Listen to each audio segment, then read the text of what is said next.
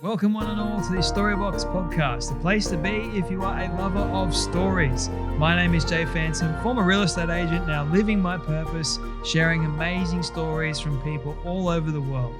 I'm grateful that you're here today. Now let's journey into the Storybox together and hear more about whose story will be unboxed today.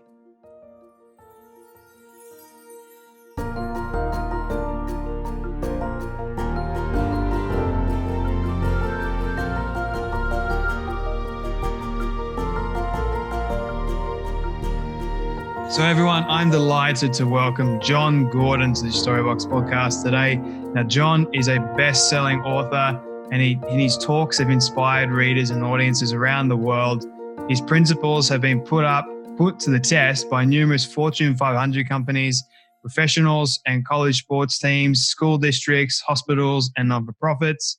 He is the author of 20 books, including 8 bestsellers, The Energy Buster Carpenter, Training Camp, You Win in the Locker Room First, The Power of Positive Leadership, The Power of Positive Team, The Coffee Bean, and his latest, Stay Positive. Jon and his tips have been featured on The Today Show, CNN, CNBC, the Golf Channel, Fox, and his friends in numerous magazines and newspapers. His client lists include the Los Angeles Dodgers, the famous Los Angeles Dodgers, Campbell's Soup, Dell, Publix, Southwest Airlines, Miami Heat, my favorite team. You're speaking my language now. The Los Angeles Rams, Snapchat, BB&T Bank, Clemson Football, Northwest Mutual, West Point Academy, and many more. Jon is also a graduate of Cornell University and holds a training master's in teaching from Emory University. He and his training consultancy company are passionate about developing positive leaders, organizations, and teams. My goodness, Jon, welcome so much to the Storybox podcast. Hey, thanks for having me, Jay. I appreciate it. And that was a very nice introduction, but I usually don't have all that because really what matters most is that I say something today that will inspire people to take action tomorrow. But I love that. I love that you love the Miami Heat. And That's I wonder if the folks in Australia will know any of the teams we're talking about. I hope so. I really hope so. I know all my friends, they're into basketball, so I know that they know that I love the Miami Heat, and it's my team. I used to have Dwayne Wade was my guy. He was the one that I used to watch all the time, play with Shaq, winning the 2006 championship, and then the 2012, 2013 with LeBron and Chris Bosh. So I've been following them for ages. Then Hassan Whiteside came in, his blocks, and it was great. I could talk to you about the Heat for ages, but I want to focus more on your career and your life a little bit. And before we get started into how you got started doing this, I usually ask one question, and that is, what is your definition of success? My definition of success is really more about significance.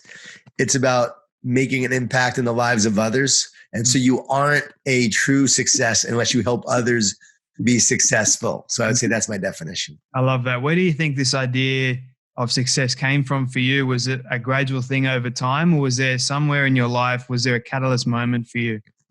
I used to think it was about money. I used to think it was about fame. I used to think it was about, worldly things. And then over time, what you learn and what you realize is that success is about others. It's about relationships. It's about investing in others. It's about doing what you were born to do. It's about living your purpose. It's about showing up every day and being happy with the life you're living and what you're working towards, what you're creating. And so over time, you have a new definition. And it's changed for me when I've grown, when I've learned, when I've moved away from myself to others. So I would say it's been an evolutionary process. And speaking about purpose for a little bit and your purpose and how you ended up finding your purpose, how did that occur for you early on? Well, it happened because I was so negative. And my wife came up to me and she said, I love you, but I'm not going to spend my life with someone who makes me so miserable. You need to change. So it was a wake-up call for me. And I remember thinking, why am I so miserable? Why am I here? And so I asked what I was born to do. Why am I here? It was a prayer. God, why am I here? I wasn't a praying person, but I just said, God, why am I here? I know I'm here for a reason. and writing and speaking came to me. Mm. And in that moment, I knew what I was going to do. I knew that this was what I was going to do for the rest of my life. It was a very cool moment. It was one of those like eureka moments, but it's led me to write all these books that I write now. You said 20, but I have 2 more coming out soon though. So wow, we'll be at 22 soon. 22 books and 8 of them have been bestsellers. And 4 children's books as well. Out of those children's books 20. as well. And what inspired you to write these books? You know, when I knew I was supposed to write and speak, I said, what am I supposed to write and speak about? And positivity was the one I needed to focus on because I wanted to be more positive. And so you teach what you need to learn. And as I started to learn it, I became a better teacher. I'm naturally a pessimistic optimist. So I naturally go towards the negative.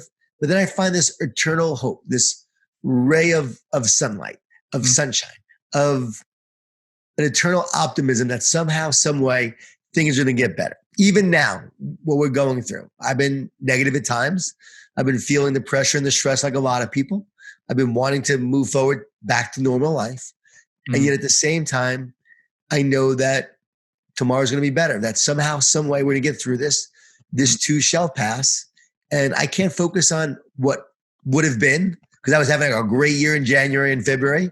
Yep. I have to focus on what will be. What am I going to create and what will be? So I'm focused on creating the future, not focused on the past. So speaking about this negative and turning it into a positive, I find that a lot of people actually do struggle with positivity because it is quite a hard thing to manifest in one's life. So there's so much negativity out there in the world and there's rarely much positivity, I find. So how do you encourage or how do you teach people to manifest this area of positivity and what does that actually look like? Well, it looks like this little story about a man who goes to the village to speak to the wise man. And he says to the wise man, I feel like there are 2 dogs inside me. I have this positive, optimistic, and energetic dog. And then I have this mean-spirited, angry, negative dog, and they fight all the time. I don't know who's going to win. And the wise man thinks for a moment and says, I know who's going to win, the one you feed the most. So feed the positive dog. And every day we could choose to feed the positive or the negative inside of us. And whichever one we feed, that's what grows. So for me, positivity is about feeding yourself each day with the positivity that you need to keep on moving forward. It's about weeding the negative. It's seeing the mind like a garden. You have to weed and feed the garden. If you don't, right, you get weeds. If you don't feed it with nourishment, it doesn't grow healthy. So you have to feed it with the nourishment it needs to grow. And so when you treat your mind like a garden and you weed and feed on a daily basis, over time, that garden starts to look magnificent. And that's what I've done in my life. Like as someone who's very negative, who dealt with a lot of stress, a lot of anxiety and fear and depression at one point, I've literally rewired my brain. I have cultivated a new mindset, a new perspective, a new approach, a new heart and soul as well, I would say as well, with all my praying and faith and just trust and surrendering each day has made a huge impact on me as well. Wow. And so I found faith that had a huge impact on my life that made me more positive. But doing this throughout the years, I'm now someone who can be a light for others. Whereas in the past, when I lost my job during the .com crash, I fell apart. But now through all this, I was able to be someone who could be strong and help others through this challenging time. Well, that's amazing. I want to get to your faith in a moment, but I want to backtrack a little bit because you mentioned that you ended up in a part of depression and you were very anxious and all that. So what ended up happening for you? Well, the word anxious literally means divided. And so when you're anxious, you're divided. You feel separate from God. You feel separate from people closest to you, separate from yourself in many ways.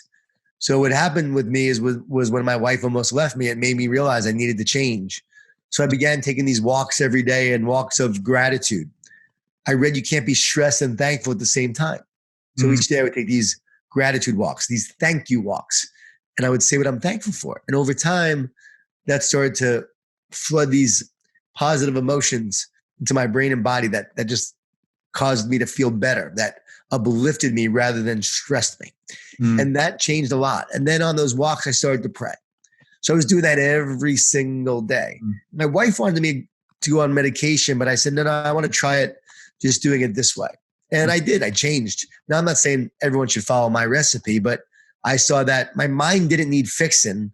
My soul needed healing. That's great. And as I healed my soul and my mind, everything started to change. And then my outer world changed because my inner world changed. So speaking about your faith there for a moment, how did you find God? Was it just like this sudden realization of you just praying all of a sudden, or was it as I was walking? As I was walking and taking these gratitude walks and I started to pray, it's weird. The more I was open and opening myself up, that's when God comes in. So you basically open the door, God comes in. And so I opened the door and then God started to work in me and my heart and my soul. And you can't really explain it to someone if they've never been through it. It's like eating the really good chocolate cake, or like I should say the amazing chocolate cake. And if I've had the chocolate cake and you've had it, we know how good it is. But if someone hasn't had the chocolate cake, they have no idea what we're talking about. But once you've had the chocolate cake, you're like, I had that. I know what that's like. And that's what happened to me. I ate the chocolate cake and I understood what this feeling felt like. And I saw God changing me from the inside out. And from there, I was actually a meditator. So I was practiced a lot of Buddhism and meditation. And I was meditating. I started seeing a glowing cross, which is pretty wild. Wow. Yeah, really wild. And then I started to listen to some CDs. A friend gave me these sermons that I never listened to before. I wasn't a sermon guy. Listened to some sermons, really spoke to me. And that started to impact me. So, I'm not here to like convince people that they should have my faith. I just know that my faith has transformed me into who I am and to what I do. And after I came to faith, I started writing these books, and now I've written 22 books and have impacted a lot of lives. I don't take credit for it. And it's not like, you become a faithful person and then you become successful, right? You become a Christian and then you become successful. No. Yeah. My faith in God doesn't make life easier. It made me stronger. That's right. And so as I had a greater strength, a greater peace, a greater joy, next thing you know, I'm able to take on my challenges and my problems. I'm looking at things differently. I'm more compassionate, more loving, and a better husband to my wife. We wrote a book called Relationship Grit. That comes out at the end of August. And that's where we share our full story. Like we share the ups and downs, the transparency. I mean, people are going to read this book and go, really? Wow, I didn't know Jon was so negative. Wow, this is the real Jon of what he was like. This is what I was like. My wife's sharing the whole truth about what I was like and how I changed. And then you see the transformation over the years to now, 23 years later, and the kind of life we have now, the kind of marriage we have. And you know that something happened. There was a transformation that took place. That's why I want to share this, because I know a lot of men struggle. I know a lot of people struggle. A lot of couples struggle. So we wanted to share our story. We wanted to share our truths. We wanted to share the lessons that helped us along the way to help couples that are going through tough times as well. And for me personally, to help men that are going through tough times who maybe aren't willing to change. But if you change, you'll be a better you, and then you'll create a better family in the process of doing that. So yeah, for me, it was all transformation. Wow. I'm curious to know now about this relationship aspect and what exactly you were doing in the relationship that sort of was making it worse. And how did you change that around? And what were some of the things that you did differently to help this relationship become better? And Great question. Great question. I was focused on me, not we. I was a narcissist. It was all about me and success. It wasn't about putting my wife or my kids first. So I was doing that. This is when they were young and very young and early on. I wasn't a great husband to my wife in terms of like she was sick and dealing with, some strange illnesses. And I just wasn't very supportive of her. I wasn't really there for her during that time. She had to go to the hospital one time and I didn't even take her. Like I was too busy with work. Like that's like says a lot about who I was. I was like 28, 29 years old, just young, immature, just a jerk, right? Not supportive, so stressed. I was starting law school and she's still dealing with a lot of the illness stuff. And she's like, I need your help. And I'm like, I can't help you right now. I have law school. I have work I have to do because I was working and had started a business plus law school, 2 young children. So I couldn't handle all of the pressure and stress that was going on in my life. So what changed was when she almost left me. I'm now about 30, 31. And then I start to change. I start to become a better person. And then I find my faith 35. And then I really become a much better person. I start to really be there for her, put her first, the kids first. I start to be there for them. I am listening more. I'm helping more. So I just become a more compassionate person, more of a helpful person, and less about me. I realized, like, yeah, we talked about success earlier. That's where I was focusing on success being about me. And I realized it wasn't about me, it was about others. Because it's interesting that you mentioned there, you started to give more of yourself there, you give more of your time. Do you think that is the actual key to having a healthy relationship with someone, is just actually being there for them? That's it right there. I read a report and some research that talked about the key to a successful marriage is to be available for the person when they ask for your help. And it could be just little things. Can you take out the trash? Can you help me with my car? Can I just talk to you for 5 minutes about what's going on? And you make time, you make yourself available. The couples that make themselves available more often than not are the ones that have the strong relationships. Little bits of time, doesn't have to be a lot of time, but to be there for them. Yes, that's one of the keys to a successful marriage. Also, communication is essential. You got to talk about it. You got to communicate. My wife would make sure that we would communicate and have a choice. Just recently, I said, honey, on a scale of 1 to 10, how much do you like to be married to me? She said, pre-COVID or now? Great question. After spending so much of our time together. Yeah. And then one time I remember I asked her, like, how much do you miss me on a scale of 1 to 10? I thought she was going to say 11. She went 6. I was like, no way. So I think it's important to communicate and make sure you have these conversations about how you're doing, have the difficult conversations about the challenges you're experiencing going through. It's everything. Communication builds trust. Trust generates commitment. Commitment fosters teamwork. Teamwork delivers results. And a lot of the time, for young people as well, I find they need to learn how to really listen and engage with someone, being there 100%, not having other things. Like phones are the biggest distraction in the world. Like you just got to put things away and really just knuckle down, focus on being here and now with the person. And my son's 20. My son is 20 years old. So when I go to talk to him, I'll say, put your phone down. I got to talk to you about something. Like, put your phone down. We got to talk. And he'll ignore me unless he puts his phone down. I have to make him put his phone down for us to have a conversation. It's amazing because when I was growing up, we didn't have phones, and that wasn't that long ago, actually. And I didn't get my first phone until I think I was about 13, 14, which was a brick of a thing. You didn't have Instagram. You didn't have any of those good apps.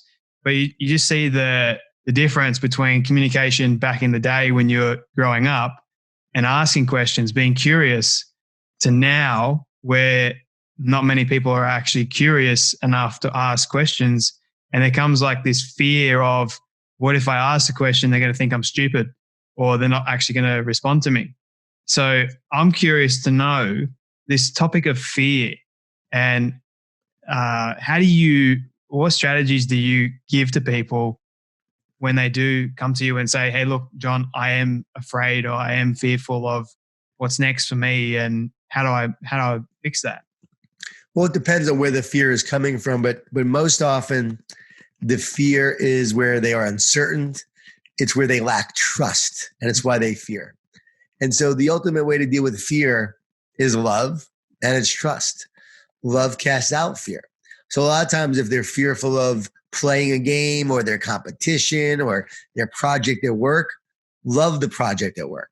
Love the competition. Love the opportunity to do what you love. Don't worry about the outcome. You're fearful because you're worried about the outcome. No, love the process. Love the moment. Love the opportunity of what you get to do. And if you love it, you won't fear it.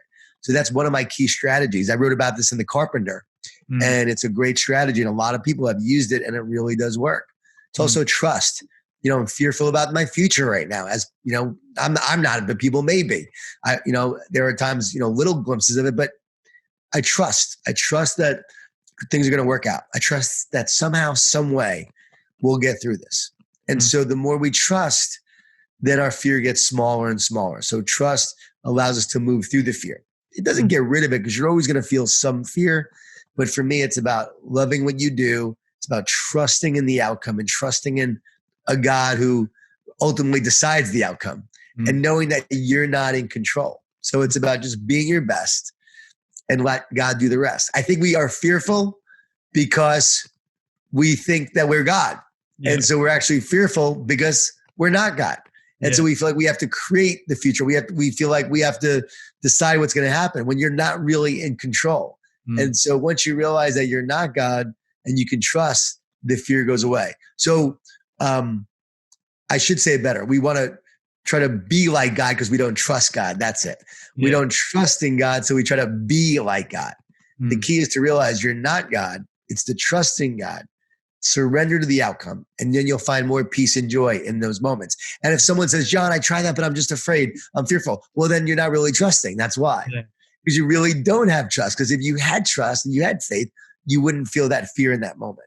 But then I love to encourage people because the word encourage means to put courage into someone, to put courage into. And so when I encourage you, I'm putting courage into you. So the courage allows you to move through the fear to accomplish something great. And I believe love drives the courage. Trust drives the courage because I am trusting and I am loving. I now have more courage to go after what I want to go after. And maybe that's why I've created the success I've created, because I'm not worried about the outcome. I'm just going for it. That's really good. Is there any question that you have right now that you have not been able to get an answer for? And what is that question that one day when you do meet God, you're going to ask him? Yeah, I want to know why. I mean, just why. Like, I understand the big picture.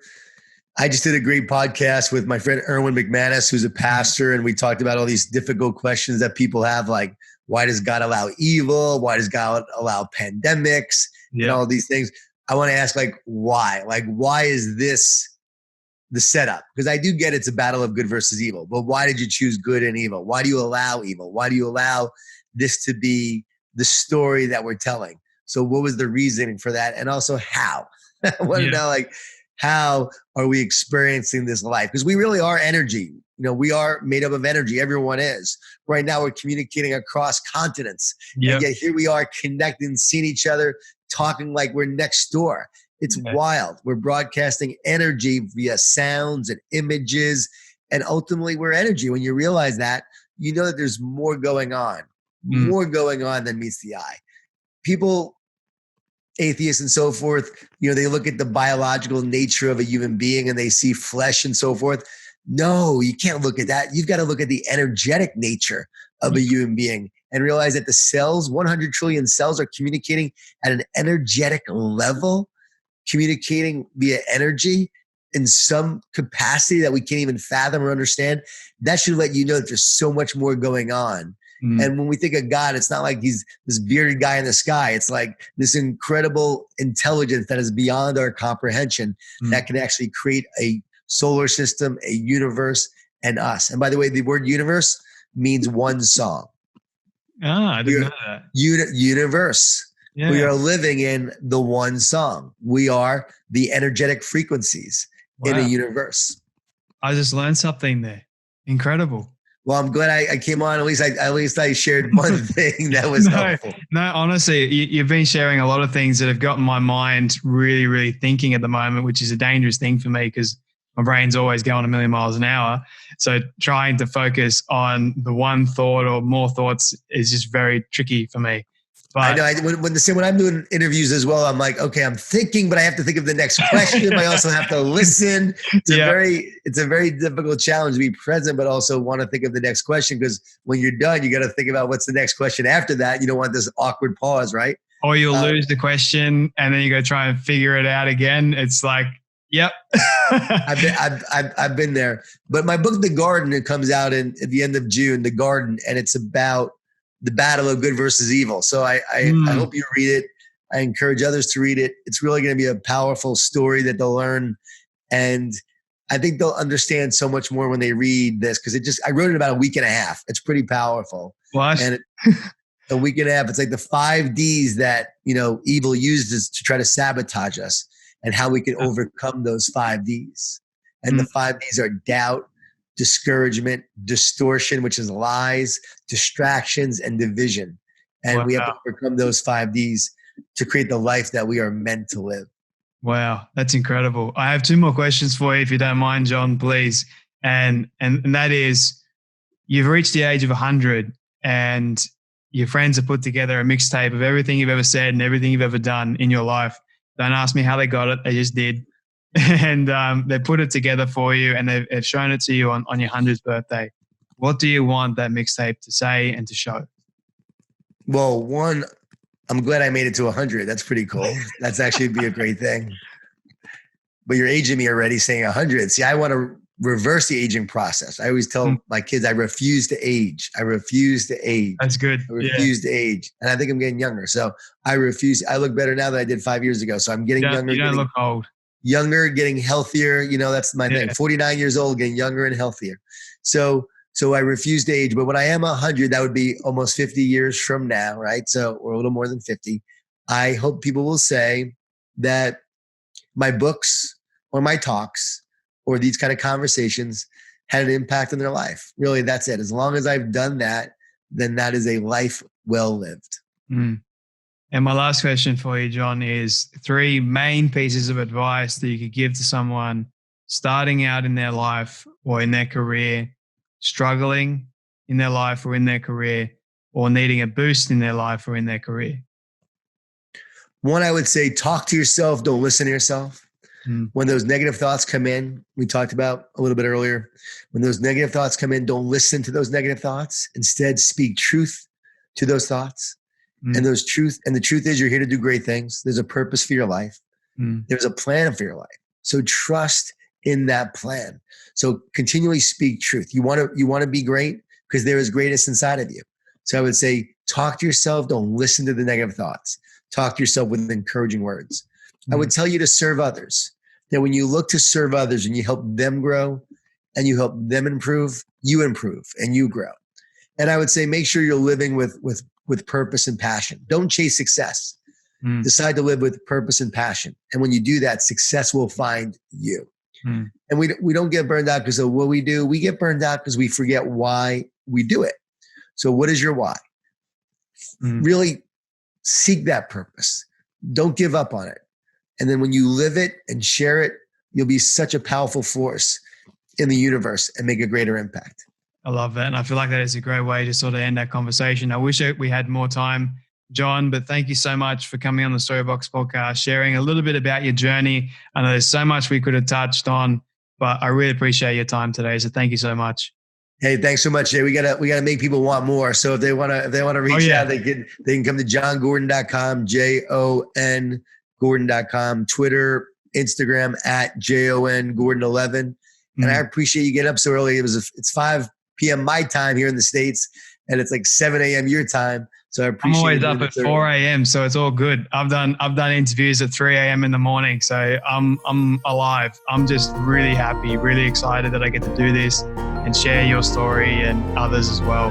So I'm really, really thankful for you, Jon. Thank you. Hey, thank you. Thanks, Jay. I appreciate you very much. All good, mate. Thank you.